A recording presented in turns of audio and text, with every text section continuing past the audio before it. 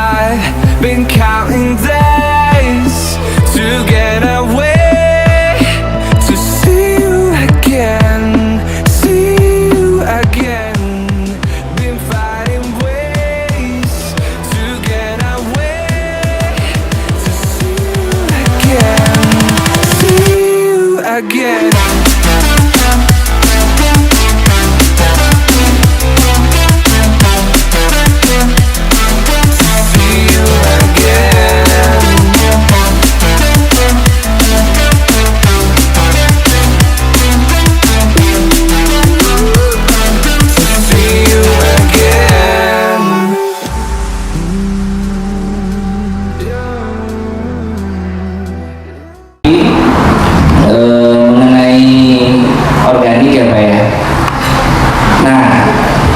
Saya pribadi, saya nggak bisa terlalu idealis untuk masalah nutrisi atau pengaplikasian atau treatment, karena saya ada di YouTube dan banyak orang yang datang ke saya itu dengan berbagai macam prinsip, daerah dan yang lainnya.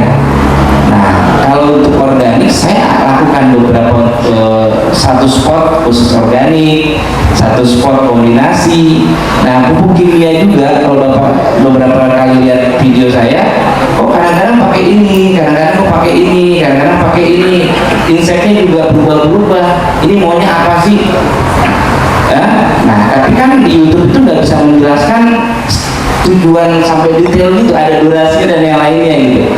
Nah, karena yang menelpon saya atau member-member saya ini punya permasalahan yang berbeda-beda. Ada yang masalahnya tanahnya seperti ini, ada yang masalahnya nggak ketemu insek yang seperti ini, terus ada yang nggak ketemu pupuk yang seperti ini dan yang lainnya gitu. Nah, tapi saya nggak bisa menjawab by persepsi. Saya harus rasakan dulu. Misalnya kata orang pakai pupuk ini bisa, ya harus saya rasakan. Nah, jadi orang kalau telepon saya, oh saya habis tonton YouTube dia pakai bla bla bla bla, saya sudah beli ininya. Saya nggak akan menjawab itu salah, tapi akan saya jawab, saya akan pahamin maksud dari YouTube itu dan pupuk yang dia kasih. Saya akan menyempurnakan tujuan dia gitu. Pakai pupuk ini, oh bagus nggak om? Kalau saya belum pernah pakai, coba lihat labelnya, oh belakangnya kandungannya apa?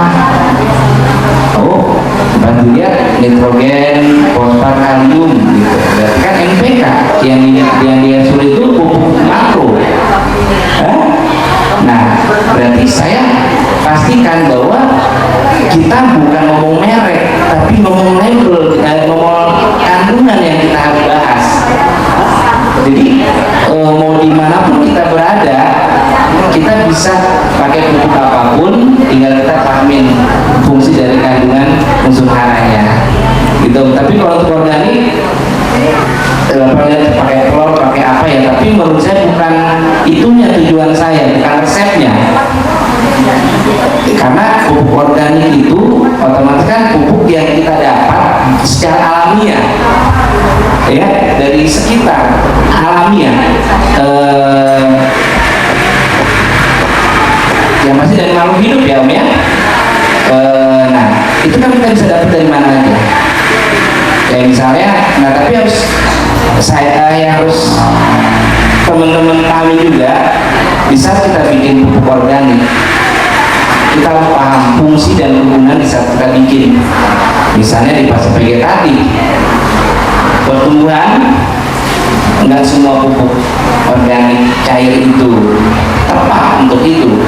Tapi dipergunakan boleh nggak? Boleh aja, nggak akan bikin pohon mati. Tapi tujuan kita kasih pupuk kan punya tujuan sasarannya. Ya, tapi di saat kita butuhnya untuk pertumbuhan maksimal, tapi kita lebih kandungan nitrogennya rendah misalnya, ya akhirnya nggak tepat sasarannya gitu. Nah, jadi harus tahu di situnya. Nah, mungkin tipsnya Pak untuk saya yang saya bisa lakukan di saat untuk pertumbuhan atau gini, ada 10 faktor yang dibutuhkan oleh tanaman. Itu harusnya ada. Yang pertama, sumber energi. Yang kedua, ini nggak berurutan ya, tapi ini ya ada unsur hara, ada vitamin, ada mineral, ada asam amino, asam lemak, hayati, organik khusus, dan hormon. Kalau kita bikin pupuk organik dengan 10 itu kita sediakan, otomatis tanaman kita tumbuhnya spektakuler. Betul. Nah, asam amino dari mana? Asam amino itu kita dapat dari proses protein. Protein itu akan menghasilkan asam amino. Biasanya terus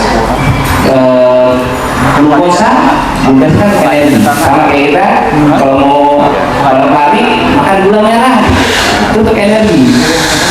Nah, kan glukosa, nah itu biasanya karbohidrat. Hasil dari pengurangan karbohidrat itu hasilkan glukosa, atau hasil dari penyerapan karbohidrat itu akan menghasilkan glukosa. Energi untuk pohon.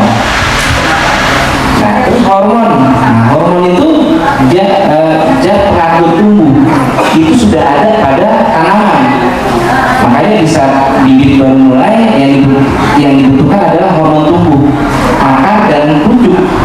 Makanya orang suka pakai kokopit untuk membina akar, karena kandungan auksinnya itu tinggi. Nah, auksin itu untuk akar, itu hormon untuk akar, auksin.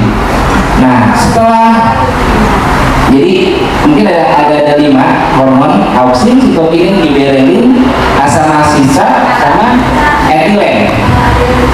Ada 5 yang familiar, sebenarnya banyak, tapi untuk familiar ada 5 ini yang mengatur tumbuh kembangnya tanaman.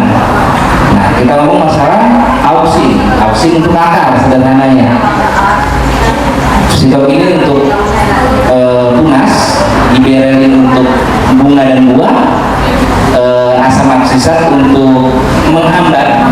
Jadi di saat kita mau berbuah itu ada penghambatan atau gugurnya bunga dan lain, itu asam aksisat yang lagi bekerja. Itu sudah ada di kalau daun rotan itu asam aksisat lagi bekerja. Nah, terus sama etilen itu untuk pemasakan. Biasanya kalau teman-teman suka lihat pohon pisang, buah pisang yang matangnya disemprot pakai ada nama ertel ya, pernah dengar nggak? Ertel atau ertel itu ya, itu etilen, hormon etilen itu untuk pemasakan. Nah, jadi kan itu kimia banyak ya Pak ya, tapi bisa nggak kita dapat organik? Sangat bisa, karena awal mulanya hormon itu dari alam. Dia diciptakan ya kayak pucuk.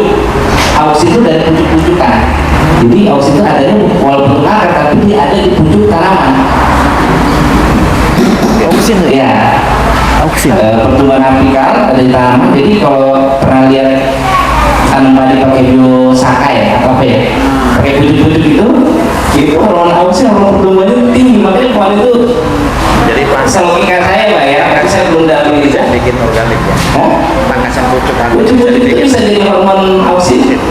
Nah, terus aceh gondok itu giberelnya tinggi. Ya, aceh gondok itu. Nah, hormon giberel ini walaupun untuk bunga sama buah, tapi dia untuk akar dan tumbuh juga fungsinya. Jadi di samping vegetatif, giberel ini dibutuhkan untuk perkembangan akar sama. Nah, terus kalau sitokinin itu untuk tunas dan batang. Nah, tapi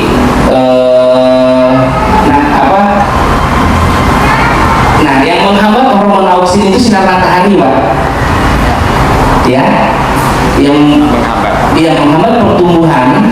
Auksin itu kan bertumbuh, itu yang menghambat sinar matahari. Nah, kenapa di saat pohon besar itu kena sinar matahari malah subur? Karena hormonnya auksinnya itu sudah besar, sudah banyak. Nah, tapi kalau untuk bibit itu butuh auksin. Jadi di saat kita tahu sinar matahari dia kan stuck, dihambat sama sinar matahari. Nah tapi kalau kita tahu tempat gelap, dia nggak berumur tapi ringkih, hanya ringkih, dan kalau udah warna kuning namanya eviolasi, sakit. Itu juga nggak boleh. Gitu. Apa namanya? Ya mungkin itu ada besarnya masalah ini apa ya? Hayati itu mikroorganisme. Kalau kita bikin VOC ya itu terusnya kalau vitamin kita dari buah-buahan, terus unsur haranya ya mungkin kalau buah saya dapat vitamin tapi dapat unsur kalium, unsur apalagi tergantung buahnya nanti ya. Terus nitrogen ya dari kita cari apa, misalnya daunan yang karbon tinggi itu artikel banyak di Google tuh banyak. Terus hormon apa sitokin kayak ada di rebung, atau hormon apa biarin ada di air kelapa. Nah air kelapa itu komplit tuh, apa bawang atau apa jagung muda, pokoknya banyak artikel kita isi aja, tinggal fungsi dan kegunaan anggur nasional Indonesia. Nah, salah satunya program yang mau lagi saya buat adalah saya mungkin nggak bisa kerja sendiri atau yang nggak bisa bergerak sendiri, dan ini bukan pekerjaan, ini untuk apa ya, kesenangan kita. Nah, jadi saya mengapresiasi apa yang Pak Hadi lakukan. Saya lihat riwayatnya dengan perkembangannya. Nah, jadi anggur nasional di sini pengen punya duta-duta gitu Om.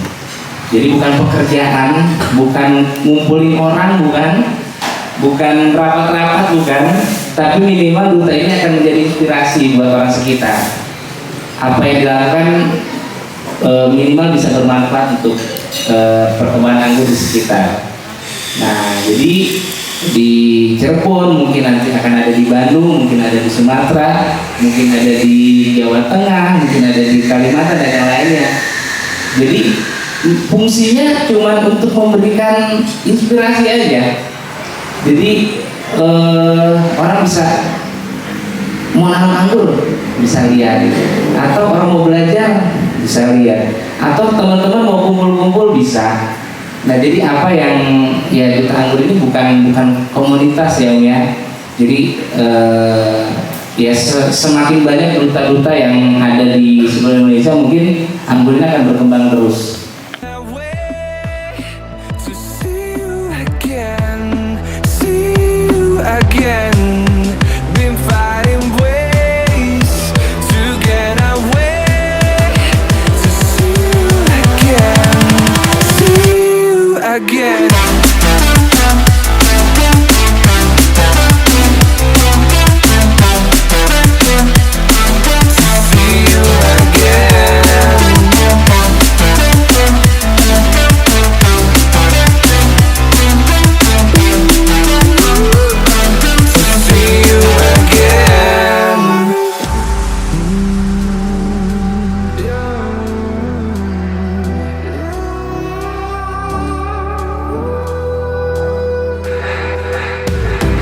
We got millions of reasons to let it all go. Hope we're not too broken. I know I'm not always strong, and I've been counting days to get away.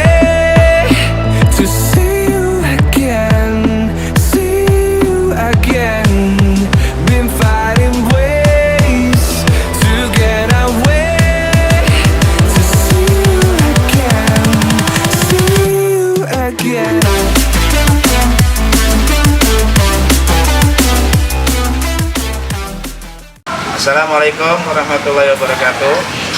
Saya Hadi sebagai Duta Anggur Cirebon, Anggur Nasional Indonesia, mengucapkan terima kasih yang sebanyak-banyaknya atas amanah yang diberikan kepada saya Mudah-mudahan saya bisa mengemban amanah dengan sebaik-baik dan sebenar-benarnya. Saya bermain anggur belum lama, kurang lebih 2 tahun. Yang awalnya memang saya sangat senang di dunia buah-buahan atau taburan pot. Yang tertarik ke anggur 2 tahun yang lalu. Dan akhirnya saya berusaha membudidayakannya di pekarangan rumah, baik di depan, di samping, di belakang maupun di atas. Dan alhamdulillah saat ini sudah beberapa kali berbuah dan bisa menjual buahnya. Sekaligus untuk meramaikan, saya membuat resto di sini. Dan dengan adanya Anggur Nasional Indonesia, alhamdulillah pengangguran Cirebon lebih solid lagi, lebih kompak lagi untuk menyosong masa depan lebih baik dalam budaya anggur. Kalau selama ini hanya sekelas hobi, maka saat ini bisa merambah lebih luas lagi ke skala perkebunan, yang insya Allah pada tahun-tahun ke depan akan menghasilkan produksi atau buah yang lebih melimpah. Terima kasih saya ucapkan kepada Anggur Nasional Indonesia atas aspirasinya, motivasinya, dan dukungannya, sehingga menunjuk kami menjadi Duta Anggur Indonesia periode 2022-2023. Untuk progres kedepannya, saya bersama rekan-rekan pegiat anggur akan adakan penyuluhan skala kebun, dan sekarang sudah dimulai, tinggal pengembangan aja. Arahnya pastilah untuk produksi buah.